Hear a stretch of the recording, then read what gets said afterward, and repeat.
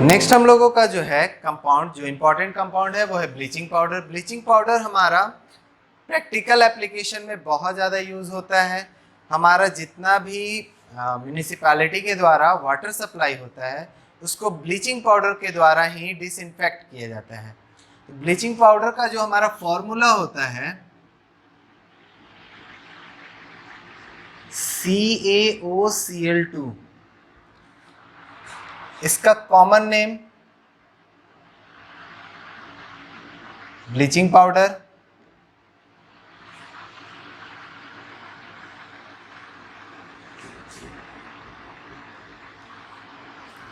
Chemical name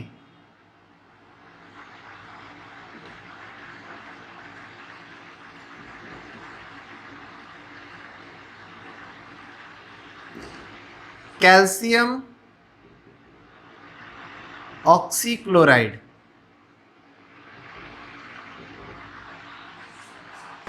इसके formula को कभी कभी जो है इस तरह भी लिखा जाता है, Ca ब्रैकेट में OCl Cl, इस तरह, क्योंकि कैल्शियम का जो दो वैलेंसी होता है, एक वैलेंसी को OCl और एक वैलेंसी को Cl बैलेंस करता है।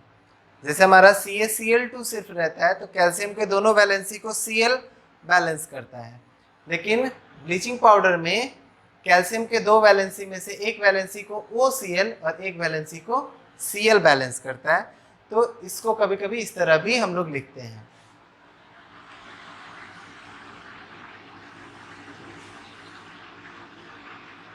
Method of preparation.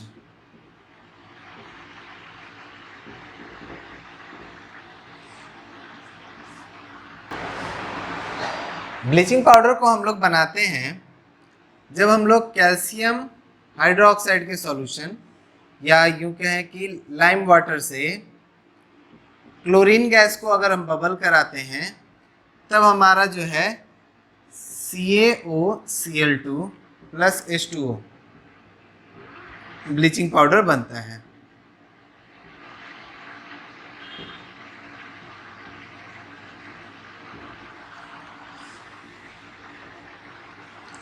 तो पहला method from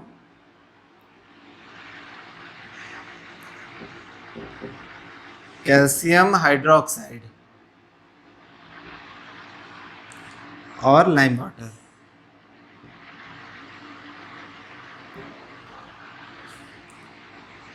When chlorine gas is bubbled through lime water, bleaching powder is formed.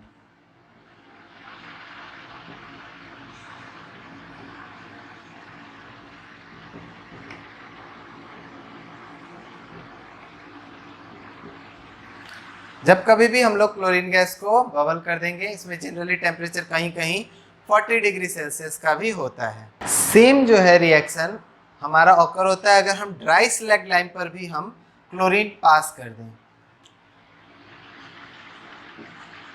We can also obtain bleaching powder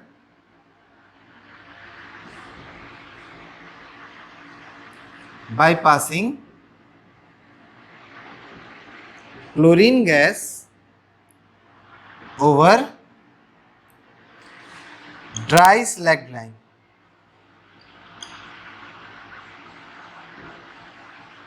हमारे पास अगर ड्राई है CaOH का होल ट्वाइस तो भी हमारा ब्लीचिंग पाउडर बन जाएगा और टेम्परेचर अप्रॉक्सीमेटली 40 डिग्री सेल्सियस के आसपास होता है।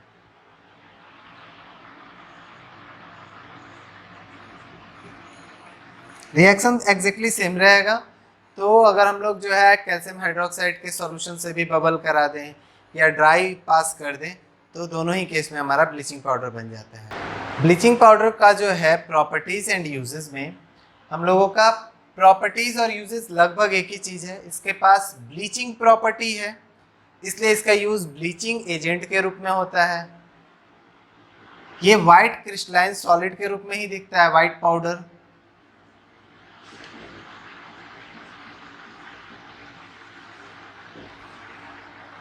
इसका स्मेल, इसमें से क्लोरीन गैस का स्मेल आता है,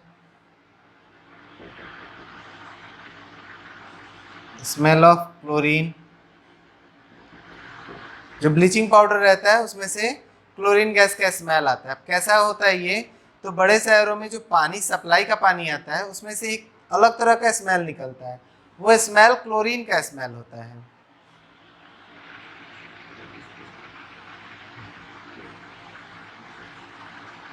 ब्लीचिंग प्रॉपर्टी, ब्लीचिंग प्रॉपर्टी क्या होता है, ये किसी भी पार्ट पे, यानी मान लेते हैं कपड़े के किसी हिस्से पर गिर गया या वहां पर उसके कांटेक्ट में आया तो वहां डीकलराइज कर देगा। इसी प्रॉपर्टी को कहते हैं bleaching property. Decolourise the cloth. मान लेते हैं मेरा ये कपड़ा है, किसी भी तरह का रंगीन कपड़ा है, उसके इस पार्ट पे ब्लीचिंग पाउडर गिर गया, लगा दिए, गिर गया, तो वो पार्ट क्या होगा, फेड हो जाएगा, बिल्कुल हल्का कलर हो जाएगा। जैसे कभी कभी हमारे कहते हैं ना कपड़े का रंग उड़ गया, तो वैसा हो जाएगा। तो ये होता है इसका ब्लीचिंग प्रॉपर्टी। इसमें हमारा डिसइंफेक्टेंट का प्रॉपर्टी है।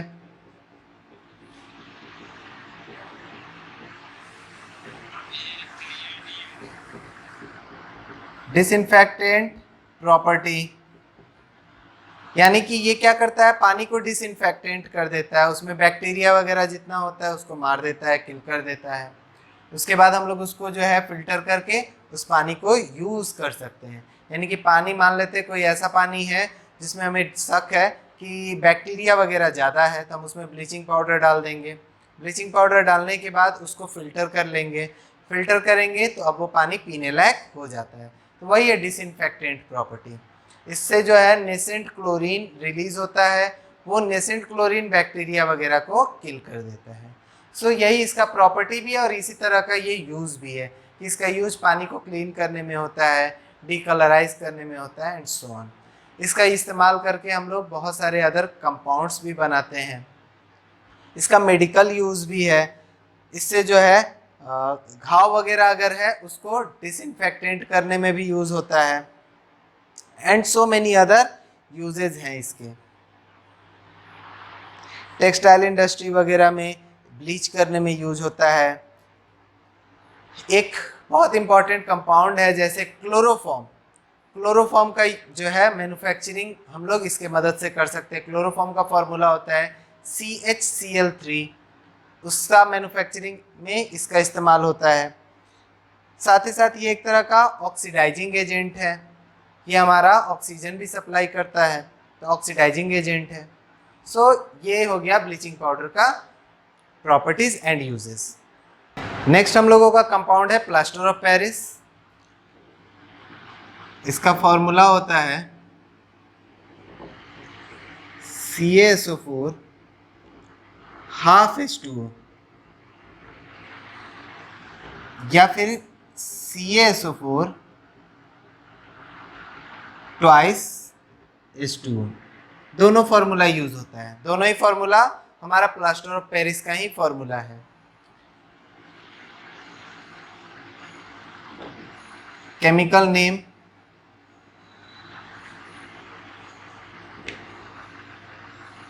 Calcium sulphate. अब इस हाफ को लिखा जाता है हाफ हाइड्रेट या फिर सेमी हाइड्रेट, हाफ या सेमी या हेमी, ये तीनों लिखा जा सकता है।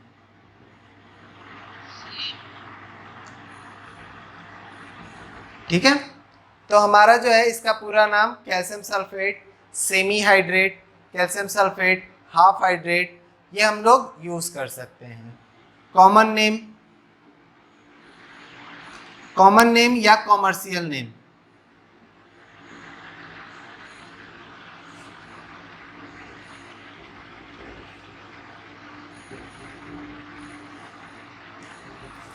कॉमर्शियल नेम वही प्लास्टर ऑफ पेरिस।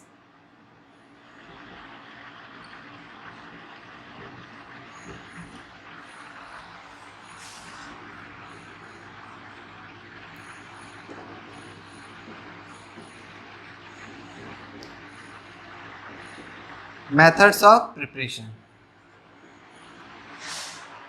जो प्लास्टर ऑफ पेरिस है अभी हम लोग उसका यूज़ पुट्टी के रूप में भी करते हैं।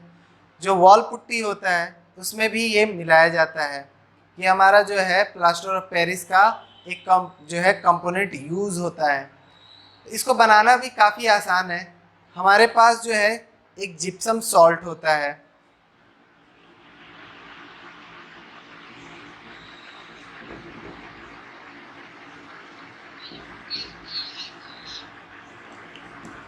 CaSO4.2H2O जिप्सम का फॉर्मूला होता है।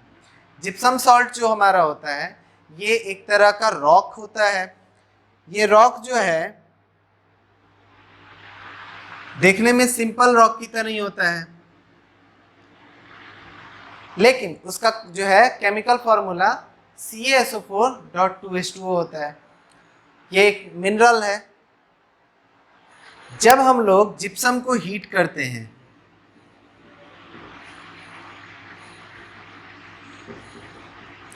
लगभग 100 डिग्री सेल्सियस पर, तो क्या होता है इसके अंदर का पानी निकलना शुरू हो जाता है। CaSO4 H2O 3H2। जब हम लोग जिप्सम को जब हम लोग 100 डिग्री सेल्सियस पे हीट करते हैं तो उसमें से क्या होता है वाटर मॉलिक्यूल निकल जाता है। इसे कहते हैं हम लोग वाटर ऑफ क्रिस्टलाइजेशन। इस वाटर मॉलिक्यूल के निकल जाने के बाद जो हमारा बचता है वो होता है plaster of Paris.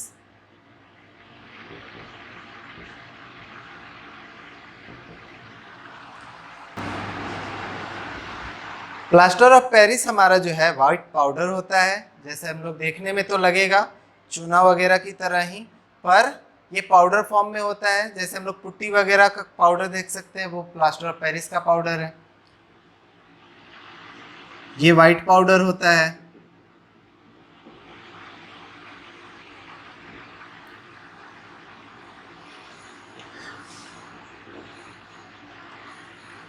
Hardening property.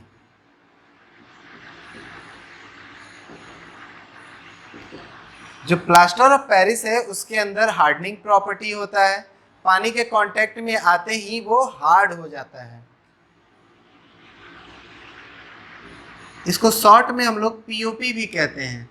Plaster of Paris को पीओपी, जो पीओपी वर्क हम लोग कहते हैं कि पीओपी का काम है, पीओपी से बना है, या पीओपी का मूर्ति है, पीओपी का बर्तन है, पीओपी का सामान, that is POP plaster of Paris को ही शॉर्ट में बोला जाता है।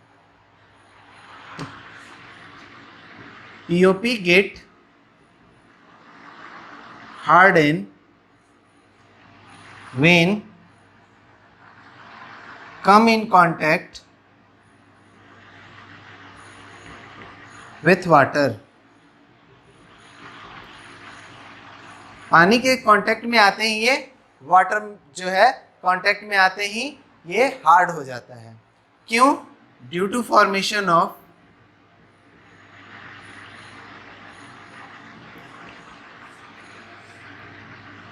जिप्सम।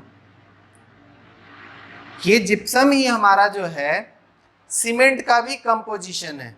सीमेंट बनाने में भी इसी जिप्सम का यूज होता है, क्योंकि जिप्सम क्या होता है उसमें हार्ड होने का प्रॉपर्टी होता है। सीमेंट भी हमारा पाउडर के फॉर्म में होता है, पानी के कांटेक्ट में आते ही वो भी हार्ड हो जाता है। तो पीओपी के साथ भी वही हाल है।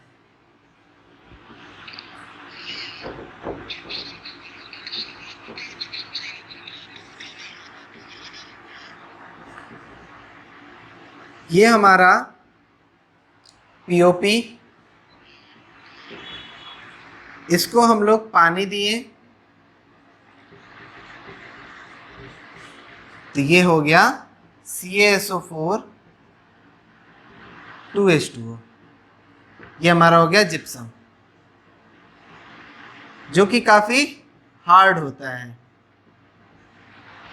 तो जिप्सम जो कि हमारा हार्ड होता है, उसके फॉर्मेशन के वजह से हमारा पीओपी पानी के कांटेक्ट में आने पर हार्डन प्रॉपर्टी शो करने लगता है, और जिस शेप में हम लोग उसको छोड़ देते हैं उस शेप में वो रह जाता है।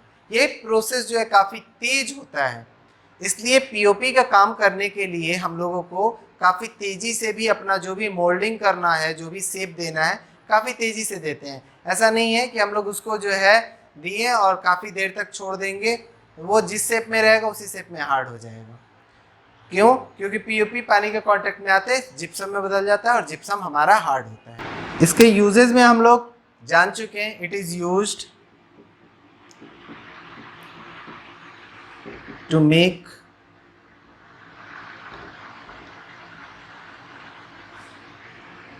स्टैच्यूज,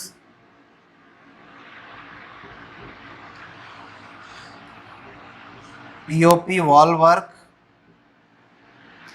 दीवार वगैरह पे हम लोग जो डिज़ाइनिंग करते हैं वो सारा पीओपी वर्क होता है।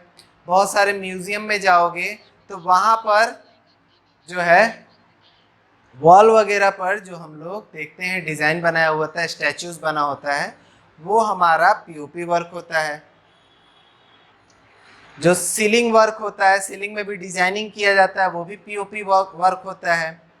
तो पीओपी से हम लोग जो है स्टैचूज या वॉल वर्क या किसी भी तरह का हम लोग हार्ड शेप का कुछ भी अगर हमें कास्ट करना है वो सब कर सकते हैं। बहुत सारे टॉयज़ बनाए जाते हैं, गॉड्स की बहुत सारी मूर्तियां हैं वो सब सारे बनाई जाती हैं। तो ये सब सारे इसका यूज़ है। वॉल में पुट्टी करने वाले कंपोजिशन में भी मिलाया जाता है। एज अ सीमेंट भी इसको बहुत जगह यूज़ किया जाता है।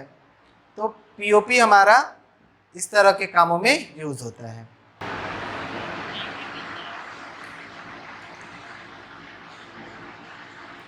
Plastering in case of bone fracture, अगर हम लोग बोन फ्रैक्चर हो जाता है तो हम लोग प्लास्टर वगैरह हाथ वगैरह पे करते हैं, उसमें भी इसका यूज़ होता है।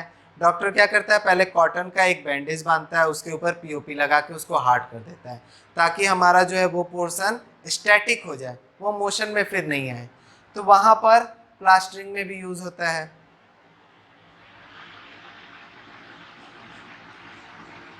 फायर प्रूफ मटेरियल या ड्रेसेस, अगर फायर प्रूफ कोई मटेरियल बनाना है उसमें भी हम लोग पीओपी का यूज़ कर सकते हैं।